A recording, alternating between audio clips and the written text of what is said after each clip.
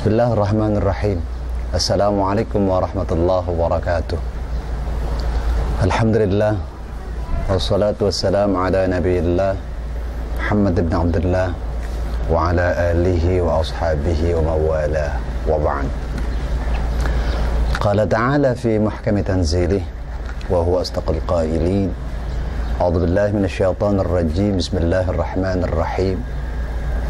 ولا تقف ما ليس لك به علم إن السمع والبصر والفؤاد كل أولئك كان مسؤولا. صدق الله العظيم. Ma'asyiral muslimin rahimakumullah, mari sama-sama kita panjatkan puji dan syukur kehadirat Allah Subhanahu wa taala, Zat yang telah menganugerahkan dan melimpahkan begitu banyak karunia dan nikmat-Nya kepada kita semua, terutama karunia dan nikmat-Nya berupa iman dan Islam serta sehat dan afiah.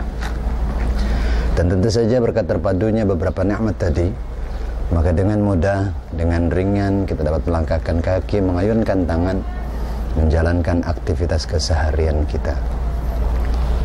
Salawat teriring salam tak lupa kita aturkan keharibaan junjungan kita Nabi besar Muhammad sallallahu alaihi wasallam, sesosok profil pemimpin yang telah berhasil mengevakuasi umat manusia dari alam yang penuh dengan kebodohan, syarat dengan kejahilan, menuju alam yang penuh ma'rifah dan irfan sekarang ini.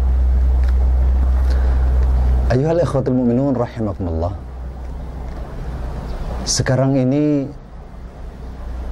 banyak orang yang melakukan sesuatu di luar pengetahuan dan kemampuan serta spesialisasinya.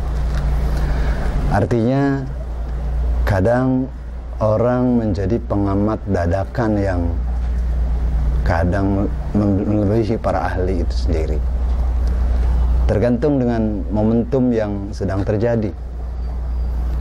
Bila yang sedang terjadi adalah pesta olahraga seperti pertandingan sepak bola misalnya, orang kerap kali menjadi pengamat sepak bola amatiran yang padahal itu bukan spesialisasinya. Bila terjadi event-event politik misalnya, sekelompok orang menjadi pengamat politik amatir yang bahkan kadang memberikan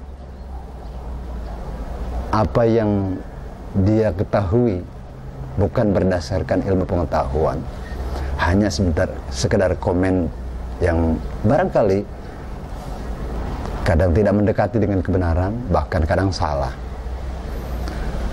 Dalam Al-Quran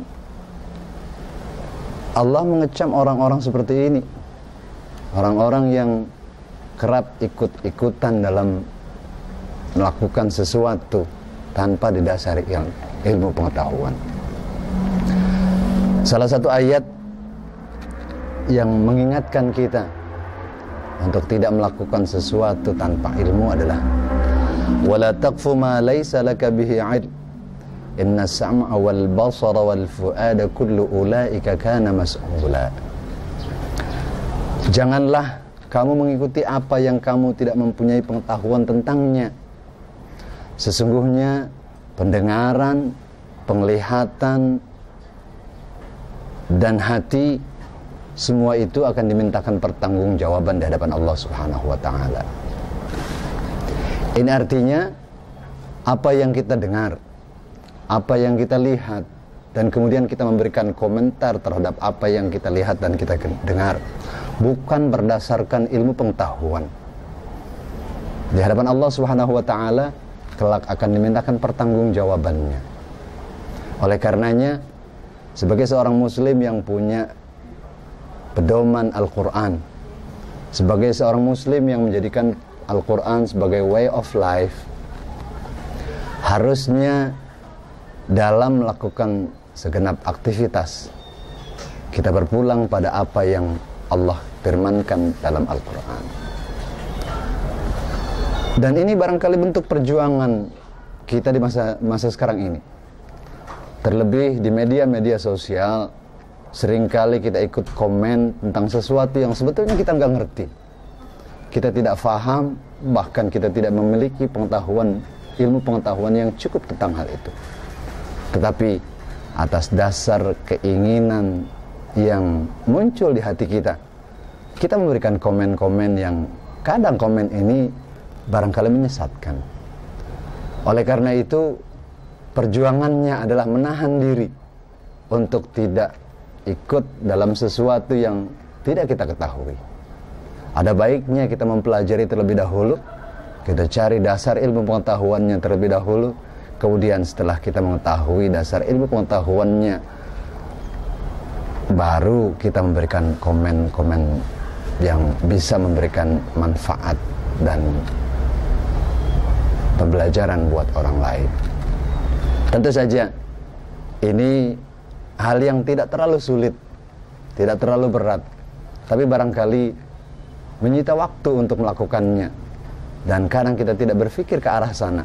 Ketika kita melihat, mendengar sesuatu yang rasanya kita bisa memberikan komentar, maka dengan mudah kita memberikan komentar. Bahkan kadang kita tidak melakukan tabayun terlebih dahulu terhadap informasi yang kita terima, sehingga apa yang kita lakukan ini sulit untuk bisa dipertanggungjawabkan.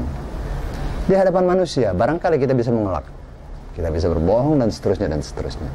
Tapi di hadapan Allah Subhanahu wa taala ini akan dimintakan pertanggungjawabannya, dan kita tidak akan bisa mengelak dari hal itu. Oleh karenanya, pendengaran, penglihatan dan hati yang Allah berikan kepada kita, hendaknya kita jadikan modal yang cukup untuk memperoleh kebaikan, untuk belajar dan belajar.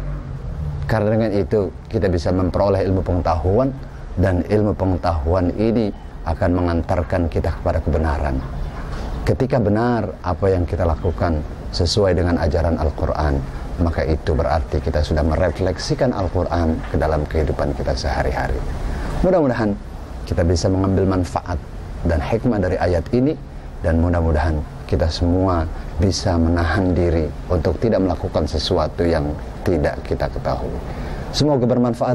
Wallahul muwaffiq ila aqwamit thariq. Wassalamualaikum warahmatullahi wabarakatuh.